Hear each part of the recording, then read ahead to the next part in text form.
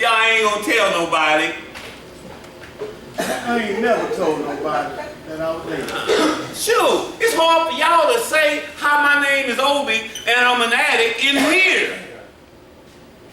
So you know you ain't gonna tell nobody. I'm just saying you should, right? At some point early on. Anyway, I don't know how we got there.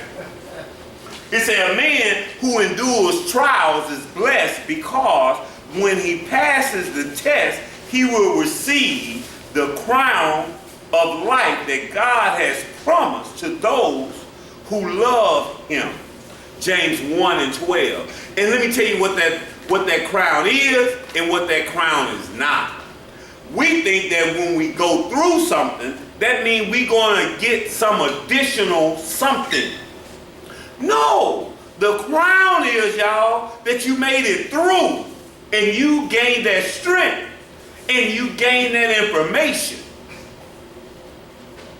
We think that, oh, when I go through this, I'm going to get a whole bunch of money or I'm going to get some tangible anything. No, it's not that. It's not that. It's you made it through. You know, it doesn't mean that crown of life is now that you know. That's why when people say, as a recovering addict or a cancer survivor or whatever the case may be, and you tell somebody, oh, I'm in recovery and I've been clean 6 months, and they, right? That's your crown, because they say, you know what? This person has been tested and this person went through something and we applaud you. That's the crown. It don't mean you're gonna get a whole bunch of money, y'all. I know a whole bunch of people in recovery. I don't know a whole bunch of rich people in recovery. The crown is they just got promoted to the next grade. That's all it is. So this ain't health and wealth and prosperity. That crown is you're gonna get some reward and you could come up and blow up. No, the crown is you got that information. And the biggest part of it is that I got this information and I got this experience that if God got me through that when the next trial comes, I can trust him to get me through the next one. That's the crown. Y'all got it? That's what it is and that's what it's not. I don't want to confuse you all when I say that you think you're going to get some type of tangible reward, because most times you are not, but you sure get that experience. I love sports references. One of the reasons, even in this current Super Bowl and the one beforehand. Now, the Patriots lost this year, but everybody that was watching the game was scared. I was going for Philadelphia. But I was scared. Even after the horn blow. Because Tom Brady and Belichick will come back.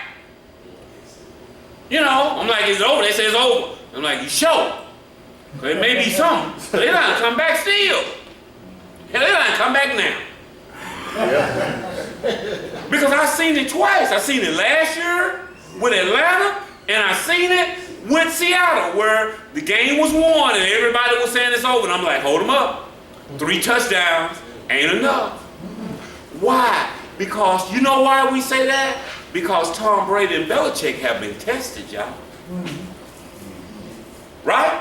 Yep. And they've shown us that they'll come back. God is wanting you to be Tom Brady. He's wanting you to be Belichick. That when you go through something and life get difficult, you want your wife, you want your husband, you want your children, you want your employer to be able to have some comfort in saying, he gonna get through this.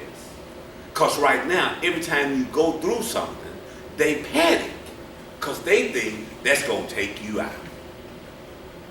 That's why I tell y'all to stay off that phone sharing your troubles with your family. They can't be your sounding board because that scared him. What's it tripping? Miss Jackson tripping. I don't know how much longer I'm going to take this. They're in a panic. Well, she'll be gone today.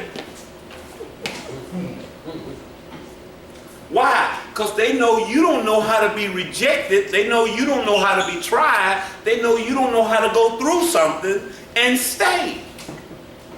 Y'all get it? Yes, sir. Yes. And so that's why we can't share with them. Because it's scary to them. Remember that. Be careful. I liken it to Maini. Maini worked on the same job 40 years. She never want to go to work. She complained every day. Oh, I'm sick of this job. But you know what we knew?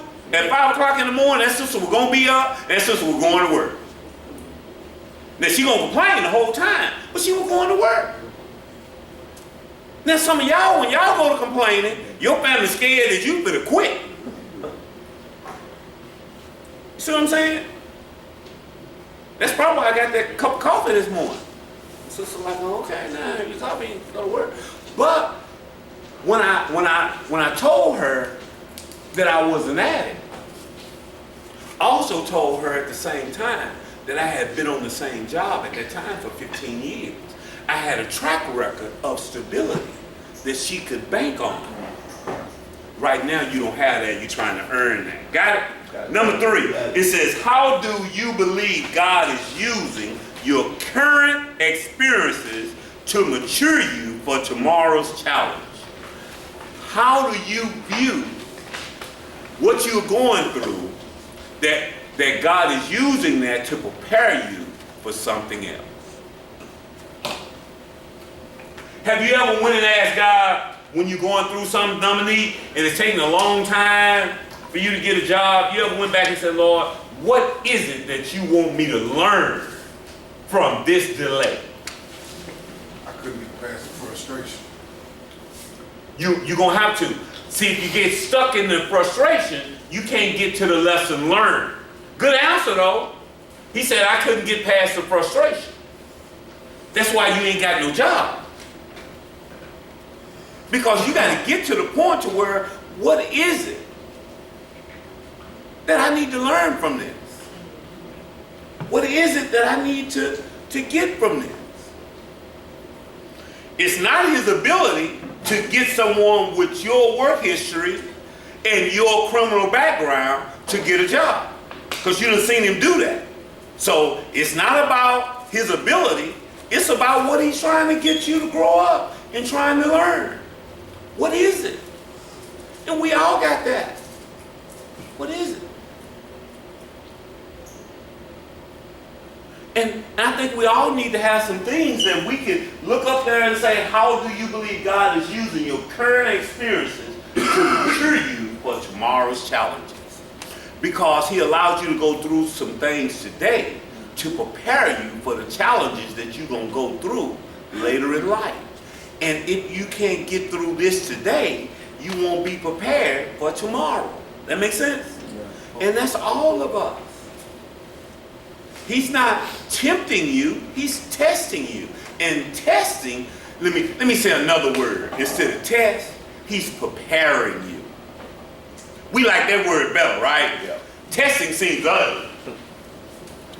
What if we took test out and put preparing? It's called preparation. He's preparing you for something greater. But you don't get that unless you pass today's challenges. You won't be prepared. Because guess what? Life gets heavy. I tell y'all all the time, y'all be like, Bussy, man, all this work we do, man, we got to get up at 5 and we ain't through to 8 and we got to exercise and we got to read and we got to go to class and y'all wants to stay awake. Like, well, if you can't pass that, how you gonna get a house and a wife and a husband and kids and a job and responsibilities? You're gonna have more to do after you leave than this program. We had Kingdom Man this past Saturday, and y'all, 3-4 y'all late, and y'all stay a block and a half from here. And some of us drove from Garland, from Duncanville, DeSoto. And if we can get here on time, surely a brother that got a block and a half to walk ought to be able to make it. It take me 45 minutes to get here. No traffic, 30. So for me to get here at 7, I had to leave home at 6. How long it take y'all to walk from the Bunham house to the gatehouse? Less than 2 minutes? So that's why I don't have no sympathy on you for that. That make sense? So you got to get to the point to where you can be trusted. In closing.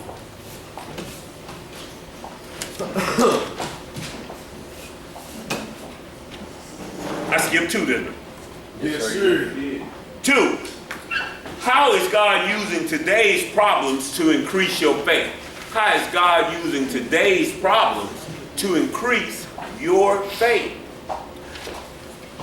It's about whether you believe in God's nature and character. That is your problems that you're going through, is his intent, ill will? Or do you believe that his intent is to increase or promote or prepare? And a lot of times we think that when we're going through something, God's intent is ill will. Whether, let's just deal with addiction. I tell family members all the time that it's something for you to get out of this. Last week we asked the question, if y'all remember, do you trust God with your job, with your husband, with your house, with your children? Right? Y'all remember that? Remember that question? That's a hard question. So if you are dealing with a child or a husband or a brother or a sister that's dealing with addiction, it's about whether or not you trust God with them. However it turns out. You see what I'm saying? It don't mean you help, but you got to find that line of how do I support and not enable? How do I love without becoming codependent? How do I get out of God's way in this process?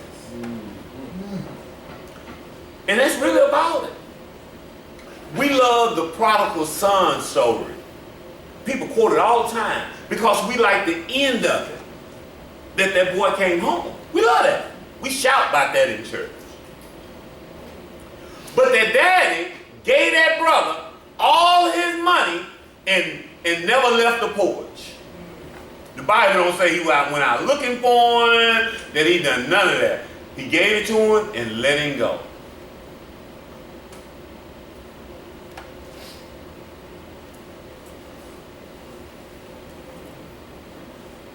And had to have heard about that riotous living that he had and him sleeping outside, him being in the hog pen and all of that, but he didn't go. And the Bible says that son came to himself and came home. And check this out. I love this boy. And the brother, when he came home, was mad. So guess what, y'all? Everybody ain't gonna be happy when you get clean, even in your family. Now that brother had a valid reason, because he could count. Because it was just 2 boys. And if the daddy split the money, that means he get half and the brother get half, right? But if he accept him back, then he got to be gapped again. That brother like, oh no, he can come home. But it sure shouldn't be split again. But that ain't the way the daddy done it. He was like, whoa, because you spending all of this money. You spending up my portion. So he shouldn't get no fatted calf. He shouldn't get no party. He shouldn't get no ring. He shouldn't get no coat. He got all that when he was living in the hog pen. That's the Bible, right? And so we have to understand that it be divisions in our family because the squeaky wheel gets the grease. Yeah. And so a lot of attention is given to the one that's struggling the most, and then the other one sometimes feel left out and unloved. I see it all the time. I see it all the time. And it hurts to, and I'm through, it hurts to watch someone you love be hurt by somebody you love.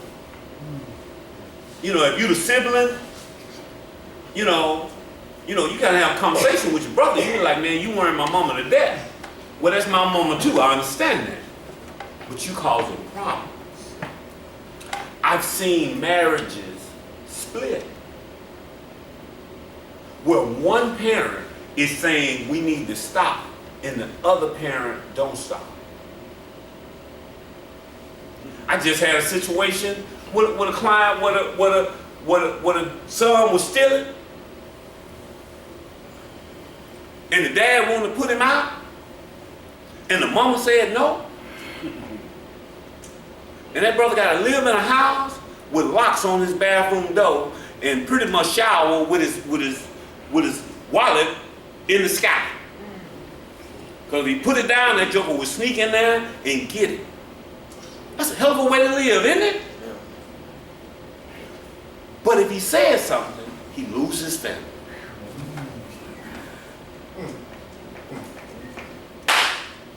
What you do in that situation, sister? What you do? You want him out, your husband said no. Stealing all your stuff, and you gotta walk around with your purse, sleep with your purse like that in order to keep your husband. I said where you have to compromise your comfort, and that's where his comfort begins. So if I have to sleep with my purse in my bed, then he needs to go. But your husband says no, and he's the head of the household. Sure, I can convince him.